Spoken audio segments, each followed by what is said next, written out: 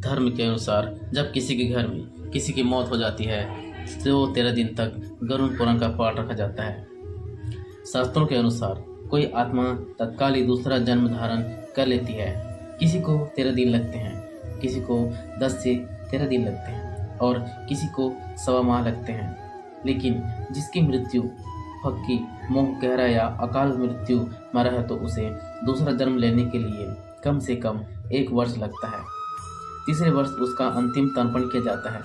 फिर भी कई ऐसी आत्माएं होती हैं जिन्हें मार्ग नजर नहीं आता और वे भटकती रहती हैं। गरुड़ पुराण के बताया गया है कि आत्मा लगभग 13 दिनों तक उसी घर में निवास करती है। ऐसी स्थिति में यदि घर में गरुड़ पुराण का पाठ नियमित किया जाता है तो इससे श्रवण मात्र से ही आत्मा को शांति तथा मोक्ष की प्राप्ति होती है।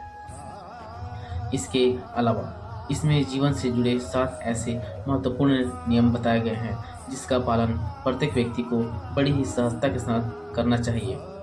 गरुड़ पुराण क्या है?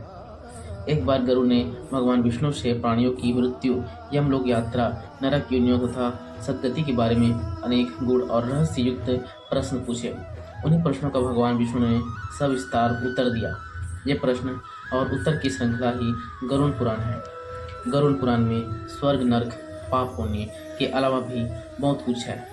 उसमें ज्ञान, विज्ञान, नीति, नियम और धर्म की बातें हैं। गरुड़ पुराण में एक और जहाँ मौत का रहस्य है तो दूसरी और जीवन का रहस्य छिपा हुआ है। इसमें हमें कई तरह की शिक्षाएं मिलती हैं। गरुड़ पुराण में मृत्यु के पहले और बाद की स्थिति के बारे में बताया गया है।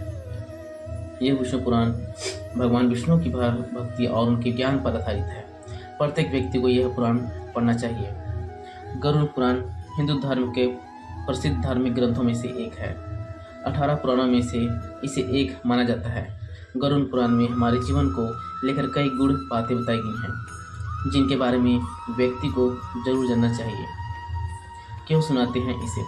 मृत्यु के बाद इसमें मृत्यु के पहले और बाद की स्थिति के बारे में बताया गया है, इसलिए यह पुराण मृतक को सुनाया जाता है। 13 दिनों तक मृतक अपनों के बीच में ही रहता है। इस दौरान गरुड़ पुराण का पाठ रखने से वह स्वर्ग, नरक, गति, सद्गति, अधोगति, दुर्गति आदि कई तरह की गतियों के बारे में जान लेता है। आगे की यात्रा में उसे किन किन बातों का सामना करना पड़ेगा, कौन सी लोक में उसका गमन हो सकता है, ये सभी वह गरुड़ पुराण सुनकर जान लेता है। मृत्यु के उपरांत घर में इसका पाठ होता है तो इस बहाने मृतक के परिजन यह जान लेते हैं कि बुराई क्या है और सद्गति किस तरह कर्मों से मिलती है, ताकि मृतक और उसके परिजन दोनों यह भली भांति जान ले कि उस लोक की यात्रा करने के लिए कौन से कर्म करने चाहिए। गरुड़ पुराण हमें सत्कर्मों के लिए प्रेरित करता है। सत्कर्म और सुमति से ही सद्गति और मुक्ति मिलती है।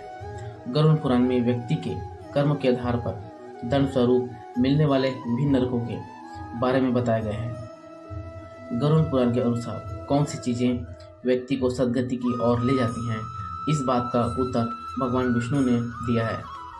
इसमें हमारे जीवन को लेकर कई गूढ़ बातें बताई गई हैं। गरुड़ पुराण के 19,000 श्लोकों में से बचे 7,000 श्लोकों में गरुड़ पुराण में ज्ञान, धर्म, नीति, रहस्य, व्यवहारिक जीवन, आत्मा, स्वर्ग, नरक और अन्य लोकों का वर्णन मिलता है। इसमें भक्ति, ज्ञान, वैराग्य, सदाचार, निष्काम कर्म की महिमा के साथ यज्ञ, दान, तप, तीर्थ आदि शुभ कर्मों में स्वर्ण साधारण को पृथक करने के लिए लौकिक और पारलौकिक फलों का वर्णन किया गया है। पूर्व जन्म में जातक ने जैसे कर्म किए होते हैं उन्हीं के आधार पर वह पृथ्वी पर नया जन्म लेता है। तो ये थी कुछ गरुड़ पुराण से जुड़ी कुछ बातें जो कि हर व्यक्ति को जानना बहुत जरूरी है। तो दोस्तों, ये आज की वीडियो आपको कैसी लगी हमें कमेंट बॉक्स में बताएं और चैनल में नए हो तो प्लीज़ चैनल को सब्सक्राइब कर लें और बेल आइकन के ऊपर प्रेस को दबाना न भूलें।